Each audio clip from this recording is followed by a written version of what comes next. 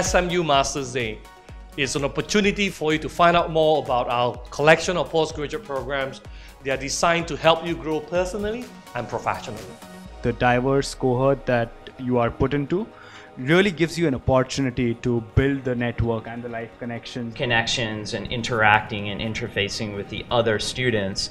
That's a really big part of the sort of education process at SMU. Our students come from different backgrounds, not only culturally but also from different industries. Networking helps them to understand the environment in which they're going to compete in better, not only in cultural sense but also in the industry sense. At SMU, we have a holistic education. Depending on which program they go into, they will have core courses that they will take, but they will also have elective courses where they can learn about the soft skills and different types of hard skills. I sat through both master's classes because I knew that that was what I came for in here. I wanted to be able to learn from all these professional minds and get the lessons that I normally won't get elsewhere. For me, the campus itself is well situated in the city because I work right across in the Raffles Place, and this is almost the CBD, so which is kind of very good for me in terms of commuting from work. SMU has a good global branding, so there's a recognition that comes with SMU Masters.